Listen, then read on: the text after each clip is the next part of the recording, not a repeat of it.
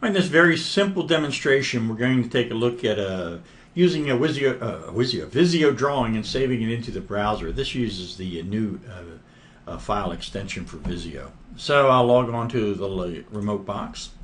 And I've already got Visio up and running. This is the standard Visio, Office system down in here. And let me expand this out a little so you can see it a little cleaner. There's really nothing fascinating within this. I just started Visio 2010. Now, by the way, I do have Visio 64-bit installed on this machine because I want to come through, and later on we're going to create a strategy map in Performance Point Services, and that's got to match up with my SharePoint deployment down there. So here's just a Visio drawing, and I'm just going to create a couple things. I'm just going to take a rectangle and drop it over here like this, and then I'll take a triangle and put it underneath. And I just went in and I'm changing some colors just so we can see it. I'm just changing the fill up in here. Again, this is not a course on Visio. So I've got these two shapes down here. Now here we go, and we're going to make this work. This is very, very, very similar to Excel services. So I'm going to go File, and I'm going to go Save As. I can't do the save and send. Again, I'm on a server, and we have some issues within that. So I'm going to say Save As. And now down here, I don't want to save it as type drawing. This is what will get you down here. You want to save it as type web drawing, which is a VSD or VDW type of drawing in here, which is a new extension which allows all this to work down here. And we'll just save it to the desktop, and we'll call it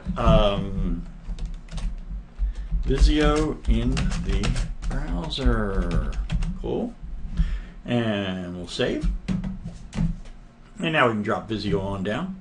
And I'm in my Mathino Group BI site, and we'll get this up and running. Let's go over into libraries, and we'll go into a document library. Remember, there is the Visio repository, which is a site that's designed for Visio, but it'll work in any document library.